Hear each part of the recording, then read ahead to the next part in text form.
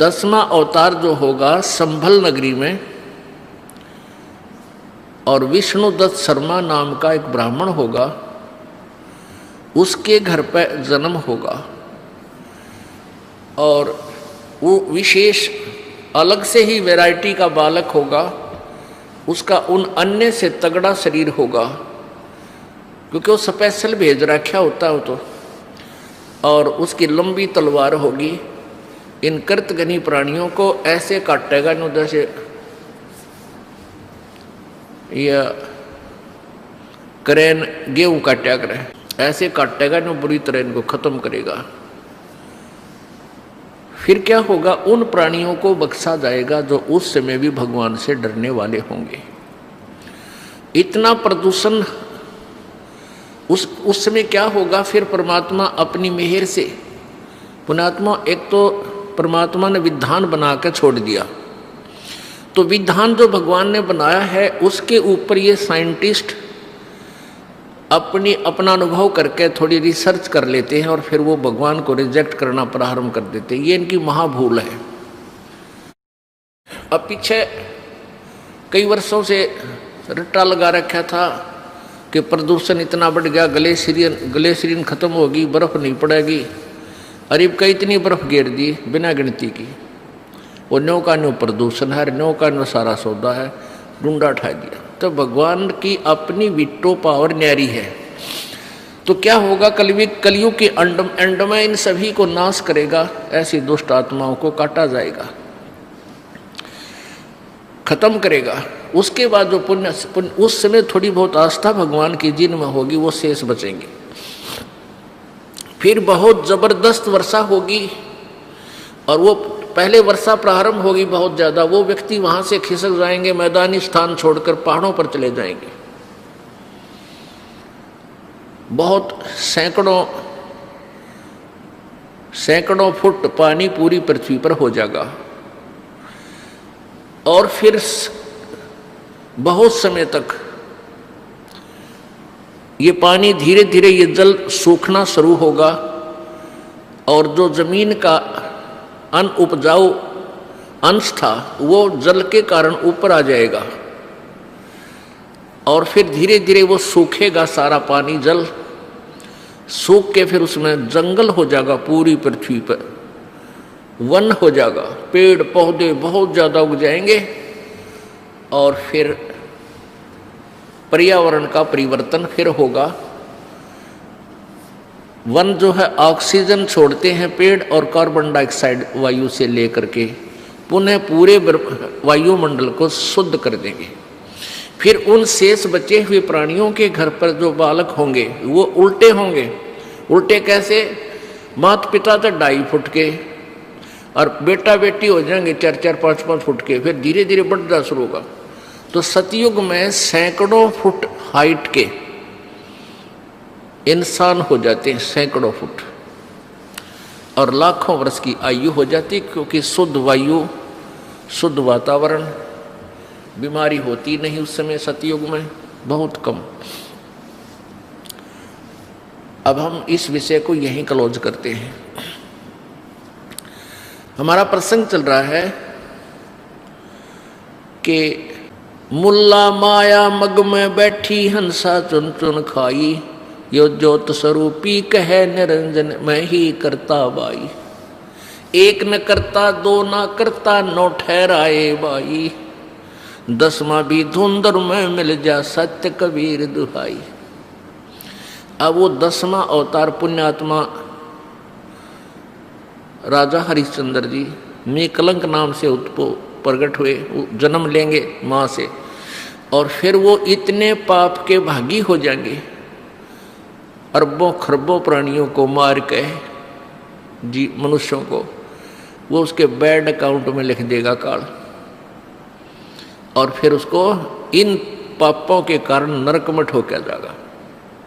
ये काल ऐसे धोखा देता है सबको। ये चतुर्भुजी भगवान कहावे, हर हट डोर बंदे सब आवे। ये कोटिक करता फिरता देखा, हर हट डोर कहूँ सुन लेखा।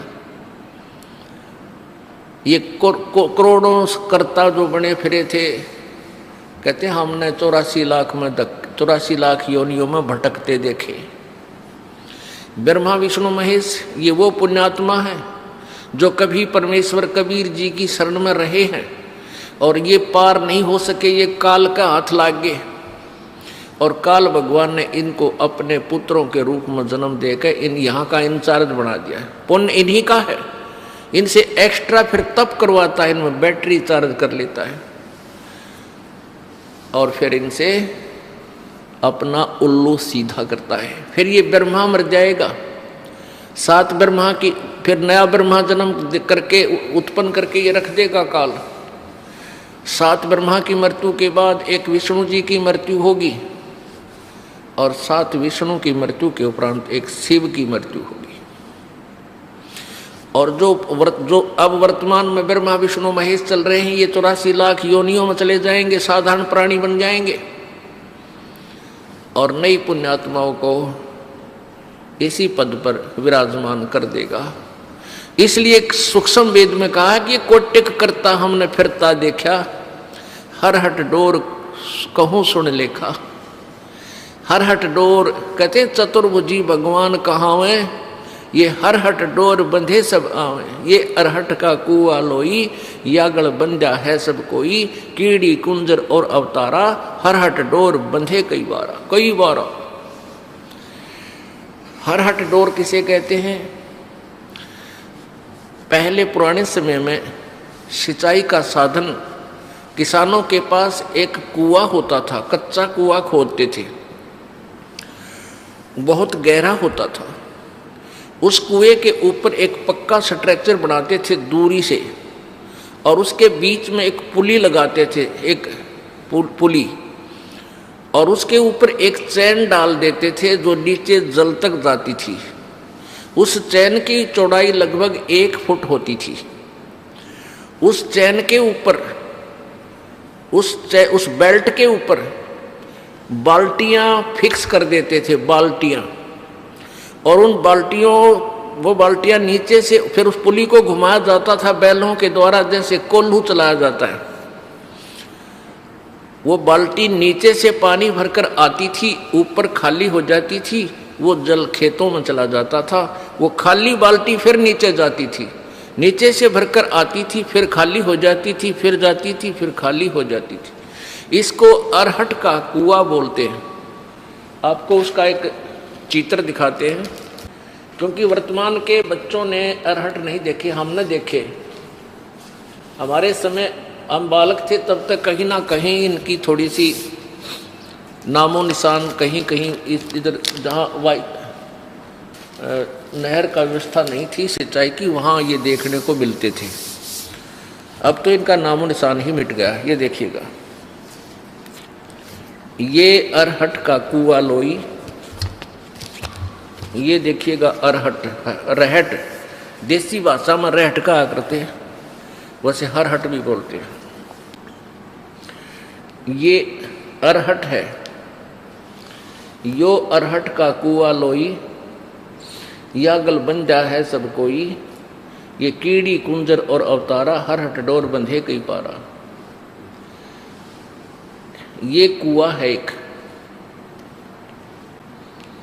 ये कुआं है, ये कुआं है, ये वाला, ये वाला।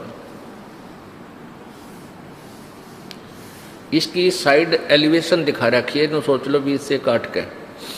और ये है एक पुली, ये व्हील सा होता था, इसके ऊपर ये चैन लटक रही है, ये वाली, और इसके ये बाल्टियां फिक्स कर रखी हैं। और ये ऐसे चलता था, तो ये यहाँ से पानी भरकर, ये पानी से भरकर ऊपर आती है और यहाँ खाली हो जाती है। यहाँ से ये जल खेतों में चला जाता है और ये फिर ऐसे आ जाती हैं, फिर यहाँ से भरकर फिर आती हैं, फिर खाली हो जाती हैं, फिर आती हैं, फिर खाली हो जाती है। ये चक्कर चलता रहता है। ये जन्म मृत्यु का चक्कर बता रहे हैं परमात्मा कि ये अरहट का कुआं लोई, या गलबंजा है सब कोई। कीड़ी यानी चींटी और कुंजर माने हाथी। कीड़ी कुंजर और ये अवतारा, ये ब्रह्मा विष्णु महेश जैसे, और इनके आगे अंश अवतार राम कृष्ण जैसे, कीड़ी कुंजर और अवतारा, हर हट डोर बंधे कई बार मर लिए जन्म लिए ये थारे भगवान। ये चतुर्भुजी भगवान कहावे, हर हट डोर बंधे सब आवे। ये कोटिक करता फिरता देखा, हर हट डोर कहूँ सुन लेखा।